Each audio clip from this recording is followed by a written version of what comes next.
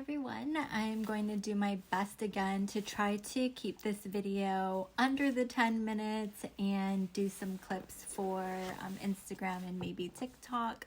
I'm going to do a little bit of tarot. I feel like I haven't really talked about it in a while, that yes, I do still offer healing sessions, and you can go on my website. I do not contact you directly. If you do, especially around the release of the show, there were so many fake accounts that we had to get taken down because they were trying to scam people. So please only use my links that are in my bios and on my website. Do not respond to any of the scams asking to send money via direct messages. This is definitely not a tarot pitch video. This is actually to talk a little bit more about the state of, I'm not going to say the collective, but like, let's say the US collective. And I'm gonna say this noting that I have not gone into detail with everything that's happening. I try to stay informed enough without it really dropping my energy to the point that I can't do anything or take any actions. Just this past week, we had several things to, contact our Congress people on, a lot of opportunities for public comments, and I say that not that the time has passed. There are still plenty of things to comment on still. A couple more that we have are still relating to the passports and gender markers, especially for our trans, non-binary, intersex community members.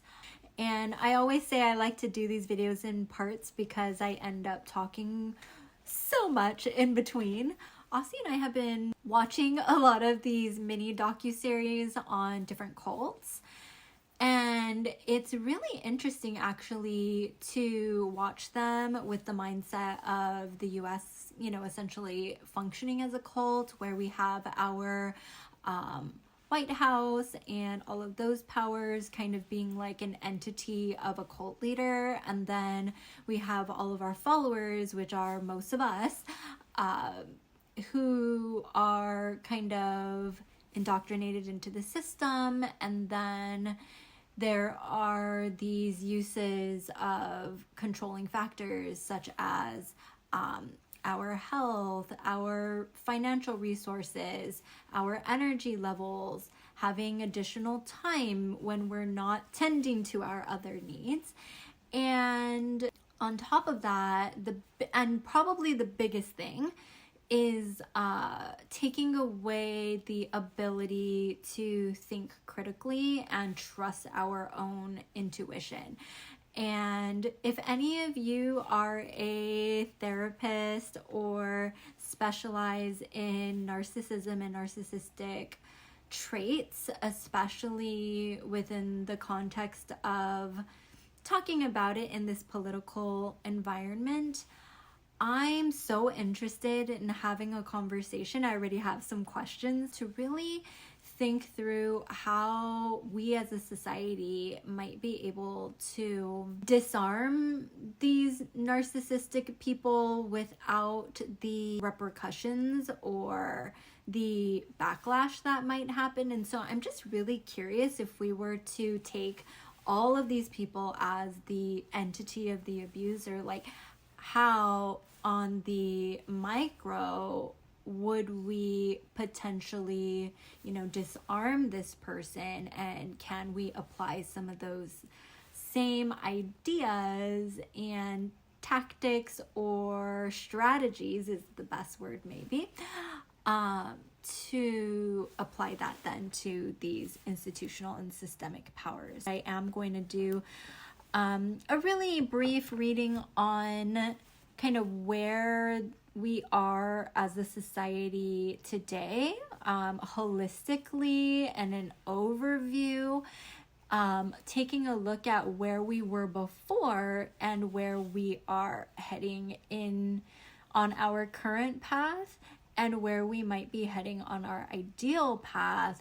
And we can kind of see the difference between there I guess this is coming out a little bit more than I originally thought, but I think that this is the key from those two futures, what could be the bridge to get us from one to the next. And I'm just going to introduce the cards really quick. That we have Psychic Tarot for the Heart that I'm going to use in this mini reading, as well as my Biddy Tarot deck where I got my Tarot Advisor certification several years ago.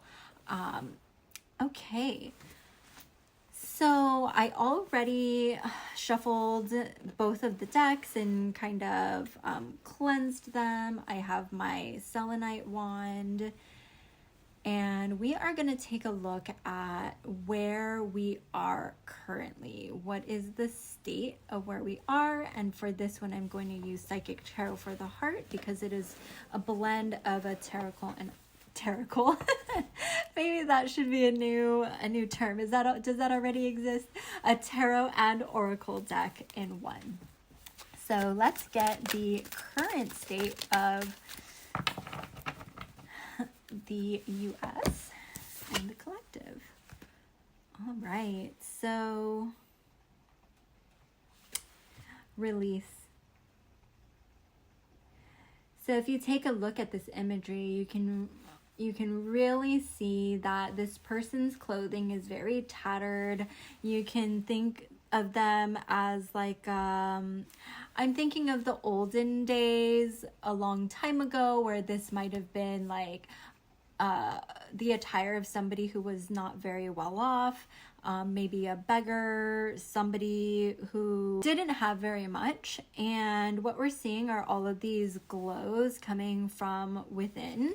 And it's almost like you can't tell if they're going to remove this exterior of being a person who doesn't have anything from that material point of view or how society might see things, but really we're revealing light underneath. And so I'm kind of seeing this because it's of the collective. I'm seeing it in multiple ways, like the individual person kind of recognizing their light and revealing their light and revealing the fact that all of this is external, all of this is, not real, so to speak. And again, I'm kind of using spiritual terms. I'm not using it in the sense of dismissing different classes or people who have different needs and different access, right? So we're just talking here about the individual soul, the human being, and not, who we are in the context of society. And as we are releasing this identity that we have of ourselves as being what we have, we can then start to feel empowered. We can feel a greater sense of purpose. And we can now light up all of the shadows that are around us, right? There are a lot of negative entities and beings out there that are trying to keep us cloaked within this identity of needing to be those beggars, needing to identify as being poor or low income. And in that sense of identity, we're forgetting that we are inherently and intrinsically made of light. And that can be our sense of value. In that transition period, another thing that's actually coming is that a lot of people are leaving the earth around this time, and that can be in sudden illnesses, passings that were very unexpected, people passing very prematurely in terms of age, those who seemed like they were in perfect health. I'm getting this sense that there are a lot of people who are, and again, this is according to your belief system as well. And so in my belief system, I believe that when souls are having a difficult time being here on this earth, they may make the choice or the decision to leave this earth. on one hand, I believe that some of them are on the side of, you know, that is the only way that they see out from this, you know, so-called prison of life, or it's too difficult for them to handle, and so they make the decision to leave this earth. And on the other hand, I also believe that there are souls that cross over to the other side so that they can be of support from the other side, and that their time on earth was to meet us as humans living here and have that impact of existence, so that when they cross over to the other side, they can then maintain that connection moving forward and help those that they cross paths with moving forward. So again, this is also depending on your belief system, so take what you will, and you know, sit with what feels right for you. We're getting away from this age of the guru, right? And so don't take my word as absolute truth. There is still the opportunity, and you have the authority to sit with and feel into these words and see what your beliefs are, and check in with how you feel about what is being said. And for some of you, it may be challenging and you may feel a little bit of blockages, but at the same time, that's also kind of telling you where that work is for the foreseeable future. Wherever you're noticing those blockages, that is likely part of your next journey because you are aware of it, right? So if you weren't ready to go on that journey of self-discovery, or for that particular thing, you likely wouldn't have recognized it right now. So you can take that as a sign. Okay, so I'm going to use Biddy Tarot now to see where were we before. Maybe we're looking at the last, I don't know, 100 years. Does that sound good? So let's take a look at the last 100 years. All right, so we got the Hierophant, and this came in the reverse. In the last 100 years, I'm getting a non-traditional meaning of this one in terms of like the tables that have been turning over the last 100 years. So typically with the Hierophant, this can be like the institution, this is the system, these are the rulers, the kings, royalty, monarchy, any type of figure. This can be even a teacher, those gurus that we talked about.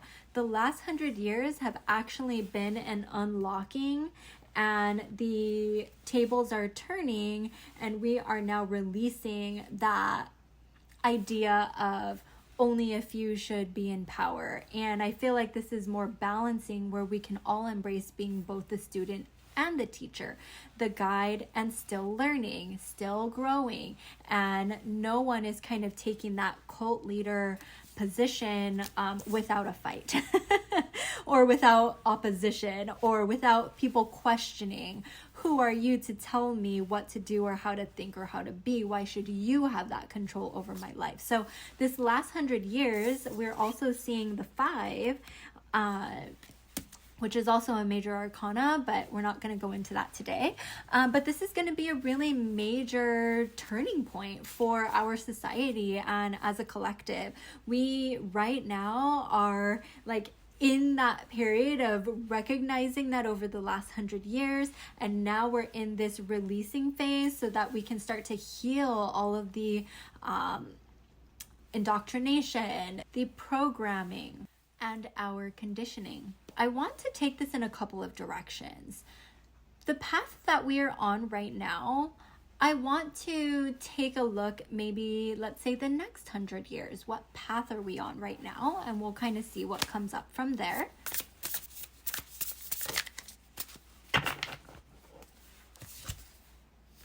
Okay, so this came in the reverse. We got the 5 of Swords. So we got another 5. So this is another symbol of change, but this is also about the fighting. So the path that we're on right now, I feel like there's going to be a lot of regret from the aggressors the abusers, and it doesn't necessarily mean regret in that they learned their lesson or that they're on a different path. But, and again, I want to preface this with people can be both victims and abusers. So when I say abusers or aggressors, I am not only speaking about the people that are in those positions of power. I'm not only speaking on those who are trying to take away the rights of folks just because of the way that they identify, as an example, or their, say, immigration status and things of that nature. One of the things that I like to incorporate, in the sense that as much as I can channel information that is coming through from my guides, working with the cards, they're still channeling through me, right? As a queer cis woman of Asian identity, and all of the things and all of the experiences that make me me, right? And so when we talk about these readings, there is still going to be a level of it coming through my lens. And this is another reason why you shouldn't just automatically trust anything that everyone says and apply it directly to your situation, right? There still needs to be that level of thoughtfulness in terms of what is the lens of this person, of the information that's sharing, what experiences might be impacting. And, you know, as much as we can release and set things aside, we can still only use what language we are able to use. And obviously some people will argue against that, and I'm sure there are a lot of cases where folks are able to do that. But for myself, as an intuitive healer, as an intuitive spiritual practitioner, I'm going to be very transparent. So I just needed to reset for a little bit. We are in a Mercury retrograde as well as a Venus retrograde, and I was going off into a tangent that I did not want to go down that path of. So we are talking about the Five of Swords in the reverse. And as I mentioned, I'm not necessarily seeing this as a regret in terms of learning a lesson. I'm seeing this as a regret of actions. And it's more in the context of, I wish I hadn't said that thing because it backfired on me. Not because I recognized that it was wrong, not because I recognized that it was hateful, not because I recognized that it was discriminatory, but I regret it because everything crashed and burned because of it. I regret it because now I have to deal with the consequences of my actions, and especially because we are seeing swords here, it's words. The nature of the Five of Swords is winning at all costs. It is saying and doing and acting in a way that disregards other people, and it's saying it just to win the battle. And so what's happening is the other people are dropping their swords, and it's hard to tell whether, well, from this image, it appears as though they would be on the same so-called team, right? You can kind of see somebody that looks like they might be crying or devastated in the background, and this person is just basically picking up all of the swords that people are dropping and like hoarding it for themselves. And then eventually they're going to realize that they're carrying all these swords and they're too heavy, and also no one's around them, right? They no longer have support systems. They no longer have these people fighting for them. They no longer have this army. I'm getting this feeling more of regretting that there were consequences to it that they didn't like. And again, these fives are signifying a shift, a change, and a turning point. So as we are on this path, this actually reminds me of a video that I was watching from Parkrose Permaculture yesterday about Elon Musk's downfall, or the path that he seems to be on with the more that he speaks and the more exposure that he has, that it's a lot harder for him to hide behind the mask of his words through things like his platforms. And now that they are getting to see him and hear him, more and more people are starting to wake up and say, you know, this really isn't for me. I can't back this anymore.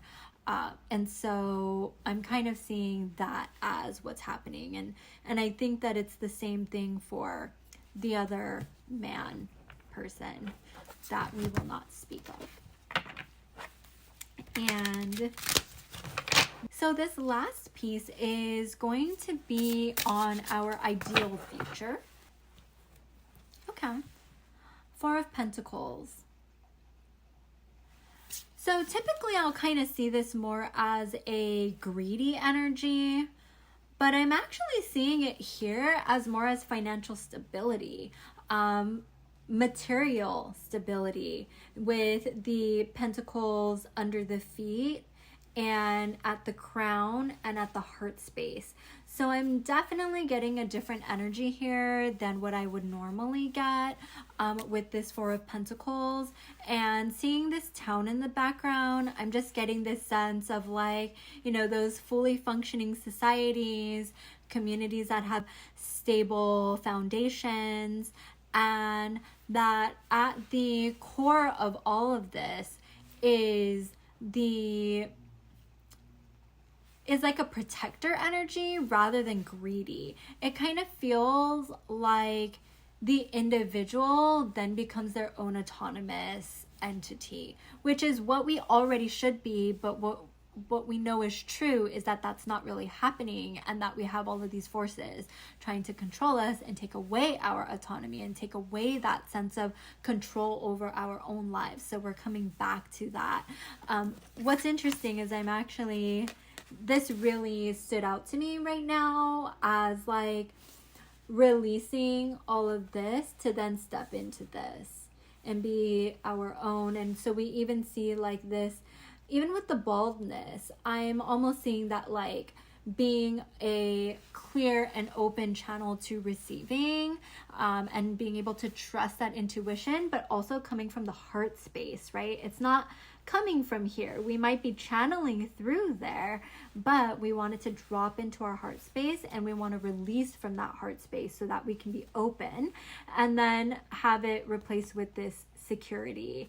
And so even though we don't necessarily want to rely on the material or be materialistic, you know, the world that we live in, you need to have material items in order to survive. Again, some will argue, and I'm sure that's true for you, but for the greater population, that roof over the head, having clothes to wear, having shoes to wear, right? So there are certain things that are really part of our basic needs to survive.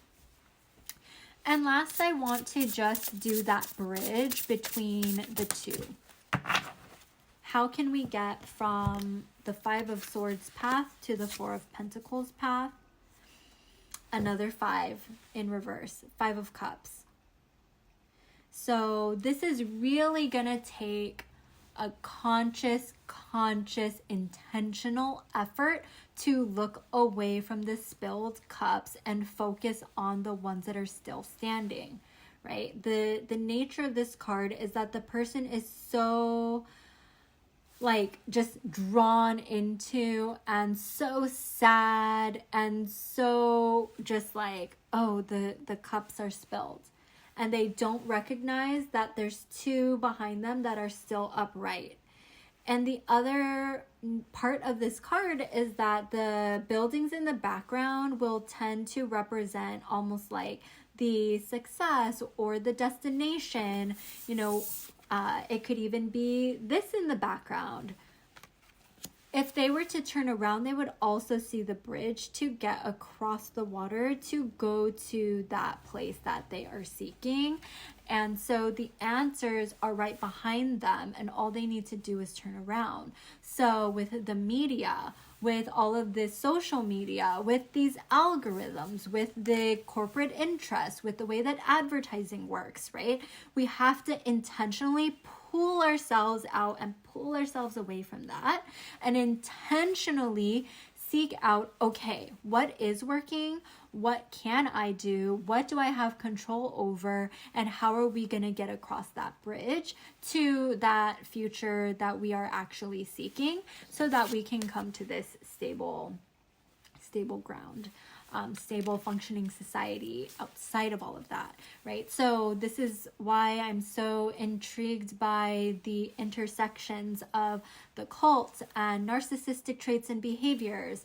And when we kind of tie that in, right, the way that the narcissist is going to get their fill, so to speak, is to have people focus on the spilled cups and to get them to believe that they are the only option, they are the only answer, they are the savior to all of their problems, and that the cups behind them don't actually exist, right? It's a mind game. It's a mind. And so we are releasing from the heart space so that we can then be clear here, so that we can trust that knowing, so that we can consciously say, I am looking at these things that don't make me feel good and cripple me from taking action and doing what I need to do or can do, or I'm taking away from my ability to be creative, to be a leader, to take a charge, because I'm burning myself out by focusing on the things they want me to focus on, so that I stay burnt out, fatigued, without resources, unable to work, unable to function, and essentially disabling all of us, right? That is how they are staying in control, because it takes energy to draft a public comment. It takes energy to look up who your legislators are. It takes energy to be able to show up to, city hall, town halls, council meetings, under the assumption that it's safe for you to do so, physically and from a health perspective. But if you are an able-bodied person who is able to do these things, they want to take away whatever able-bodiedness that you have and remove that from you so that you can't take action. I guess the moral of this story is that our disabled communities, our neurodivergent communities, and folks who are from systemically and institutionally oppressed communities are really the ones we should be listening to. And why? It's because they have built the skills and the resilience to withstand really harsh conditions, right? And we are seeing so many of these people freaking out because they don't know the word no. They don't know how to not be right. They don't know how to function when no one wants to listen to them. They don't know how to function when people tell them that they're doing something discriminatory or negatively impacts other people. And they just don't know how to function when everything doesn't move in their favor, right? So I'm going to wrap it up here because I already talked way longer than I meant to. And I hope you got something useful out of all of this. And I'll talk to you next time. Bye.